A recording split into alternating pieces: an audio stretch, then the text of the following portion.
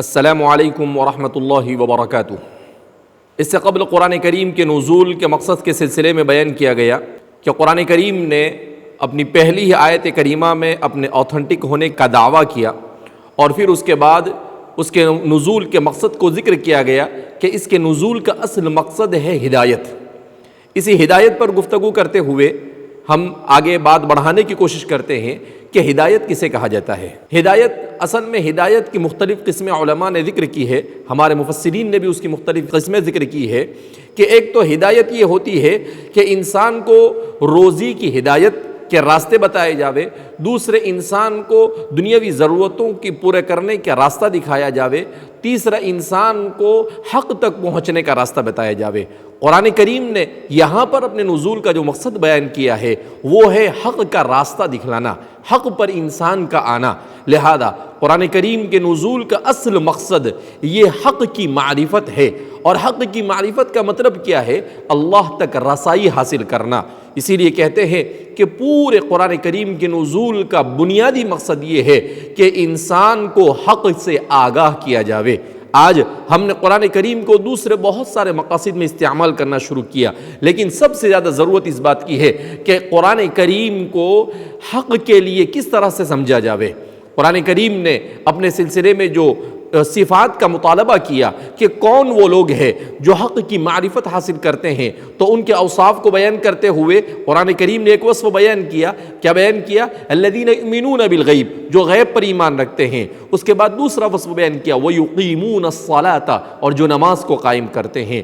یہ قرآن کریم نے ایمان کے بعد سب سے اولین فریضے کو ذکر کیا ہے، مگر آج ہم ہمارے مسلمان معاشرے کی طرف نظر کر سکتے ہیں، اسے دیکھ سکتے ہیں کہ ہم نے اپنے معاشرے میں نماز کی کیا صورتحال بنا رکھی ہے۔ ہمارے معاشرے میں ایک بڑا طبقہ ایسا ہے جو نماز سے غافل ہو چکا ہے۔ قرآن کریم نے یہاں پر جب ہمارے بنیادی وصفوں کو اسے ذکر کیا تو ہمیں اس کو کتنی اہمیت دینی چاہیے۔ نبی کریم صلی اللہ علیہ وسلم نے بھی ارشاد فرمایا، من ترک الصلاة متعمدا فقد کفر، کہ جو جان بوجھ کر نماز کو ترک کر دے گویا کہ وہ کفر کر دیتا ہے، یعنی وہ اسلام سے نکل جاتا ہے۔ مگر آج اس کے باوجود ہمارے معاشرے کی صورتحال بہت ہی بدتر ہے، اور صورتحال تو ایسی کہ چوری اوپر سے سینہ زوری، اور ایک بڑا طبقہ ایسا ہے جو ہمیشہ مصیبتوں کا ذمہ دار انسان کے اعمال ہی کو قرار دیتا ہے۔ کیا دوسری کوئی چیز انسان کے لیے اس پر آنے والی مصیبتوں کی ذمہ دار نہیں ہے؟ تو میرے بھائیو دوستو، اس بات کو سمجھنا چاہیے کہ انسان پر جو مصیبتیں آتی ہے ان مصیبتوں کا ذمہ دار انسان خود ہے، اور قرآن کریم کی ایک آیت نہیں سینکڑوں آیتیں اس پر دلالت کر رہی ہے کہ انسان ذالک بما کسبت ایدی الناس بما قدمت ایدیہم۔ قرآن کریم خود بیان کرتا ہے کہ تمہارے اپنے کرتوتوں کی سبب یہ سب کچھ ہو رہا ہے۔ لہذا اللہ کی اطاعت یہ انسان کے لیے سب سے بنیادی ضرورت ہے۔ اسی لیے کسی کہنے والے نے کیا خوب کہا ہے کہ قرآن کریم کے نزول کو اور قرآن کریم کے خلاصے کو اگر معلوم کیا جاوے تو وہ تین چیزوں کا نام ہے: اللہ کی عبادت کرنا جس میں کسی کو اللہ کے ساتھ شریک نہ ٹھہرایا جاوے، رسول اللہ صلی اللہ علیہ وسلم کی اطاعت کرنا، اور تیسرا بیان کیا گیا مخلوق خدا کی خدمت کرنا۔ آج ہم اپنا محاسبہ کر سکتے ہیں کہ ہم کہاں پر کھڑے ہوئے ہیں۔ کیا مومن کا وہ وصف جس کو قرآن کریم ہم سے مطالبہ کر رہا ہے، کیا ہمارے اندر وہ اوصاف پائے جاتے ہیں؟ قرآن کریم نے تیسرا وصف بیان کیا، وَيُؤْتُونَ الزَّكَاةَ، کہ وہ زکوٰۃ ادا کرتے ہیں، یعنی مال میں جو اللہ نے حقوق ذکر کیے ہیں۔ زکوٰۃ کیا چیز ہے؟ زکوٰۃ یہ ہے کہ انسان جب تجارت کرتا ہے تو تجارت میں کبھی اس سے جھوٹ ہو جاتی ہے، جھوٹ بول دیتا ہے، کبھی وہ کسی کو دھوکہ دے دیتا ہے جان میں انجان میں، تو اس کی وجہ سے اس میں بہت ساری نحوستیں اس مال میں آ جاتی ہے۔ اللہ رب العزت نے 2.5% زکوٰۃ نکالنے کا حکم دیا ہے، لیکن آج صورتحال یہ ہے کہ اس میں بھی ہم غفلت برت رہے ہیں۔ بہرحال قرآن کریم جس ہدایت کو لے کر آیا، اس ہدایت کا بنیادی مقصد یہی ہے کہ انسان اپنے اعمال کو اللہ کی مرضی کے مطابق بنائے۔ اسلام کس کو کہا جاتا ہے؟ الاستسلام۔ کیا مطلب اس کا؟ یعنی اپنی ذات کو اللہ کے حوالے کرنا۔ اللہ کے حوالے کرنے کا مطلب کیا؟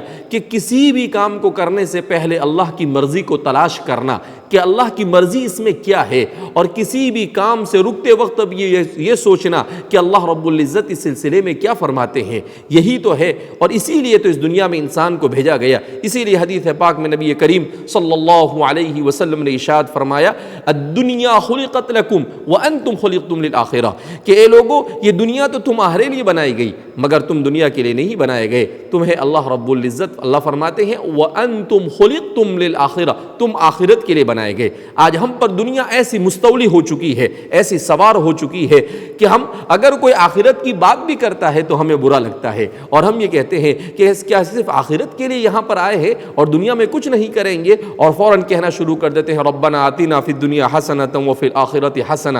یہ بات صحیح ہے، لیکن مقدم آخرت ہوگی، آخرت کے بعد دنیا کا نمبر آئے گا۔ لیکن آج ہمارے یہاں پر معاملہ برعکس ہو چکا ہے، ہم نے دنیا کو مقدم کر دیا ہے اور آخرت کو پیچھے ڈھکیل دیا ہے۔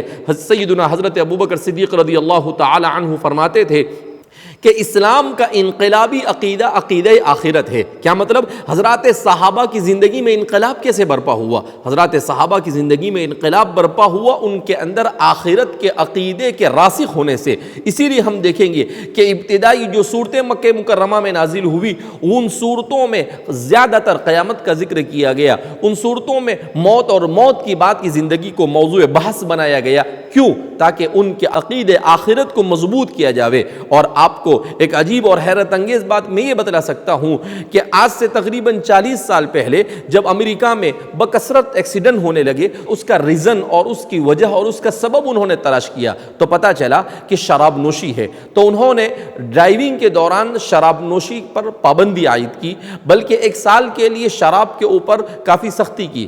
لیکن جب دوسرے سال انہوں نے سروے کیا تو وہ اس نتیجے پر پہنچے کہ پہلے کے مقابلے میں اور زیادہ شراب پی گئی اور بیچی گئی۔ تو وہ لوگ حیران ہوئے کہ ایسا کیوں؟ تو پھر سائنسدانوں نے ریسرچ کیا، اور سرچ کرنے کے بعد وہ اس نتیجے پر پہنچے کہ انسان کے اوپر کیسا ہی قانون کیوں نہ نافذ کر دیا جاوے اور اس پر کتنا ہی سخت پابندی کیوں نہ لگا دی جاوے، مگر اس کے دماغ میں جو ہوئے وہ کر رہتا ہے۔ انسان کو صحیح راہ پر اور صحیح راستے پر لانے والی ایک ہی چیز ہے، اور وہ کیا ہے؟ مرنے کے بعد کی اس کی زندگی کے محاسبے کی فکر۔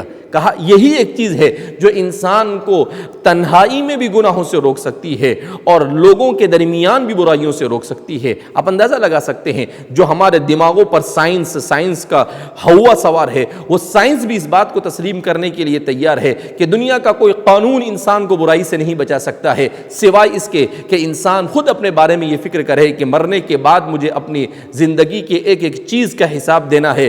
مالک یوم الدین و یوم جزا کا مالک ہے۔ ہمیں نماز میں اللہ رب العزت ایک بار نہیں بار بار پڑھوا رہا ہے کہ اللہ دنیا میں تو تمہارے ساتھ اور رحم و کرم کرے گا، مگر آخرت میں جب وہ حساب لینے پر آئے گا تو اس کے حساب کے سامنے تم نہیں ٹک سکتے ہو۔ لہذا ضرورت اس بات کی ہے کہ اس کتاب کو ہدایت کا سامان سمجھ کر ہم اپنی آخرت کی تیاری کرنے کی کوشش اور فکر کریں، اور مومن کے جن اوصاف کا ہم سے مطالبہ کیا گیا ہے، ہمارا ایمان مضبوط ہونا چاہیے، تو ہم فتنوں کے زمانے میں مقابلہ کر سکتے ہیں ان تمام کے تمام فتنوں کا۔ ہم نماز قائم کرنے والے ہونے چاہیے تو ہمارا ظاہر اور باطن یہ سور سکتا ہے۔ ہم جتنے حقوق اللہ رب العزت نے ہمیں ادا کرنے کا مکلف کیا ہے، ان تمام حقوق کو ادا کرنے والے بن جائے۔ اللہ رب العزت ہم سب کو حقیقی معنی میں قرآن کریم کے حقوق کو ادا کرنے کی توفیق مرحمت فرمائے۔ والسلام علیکم ورحمۃ اللہ وبرکاتہ۔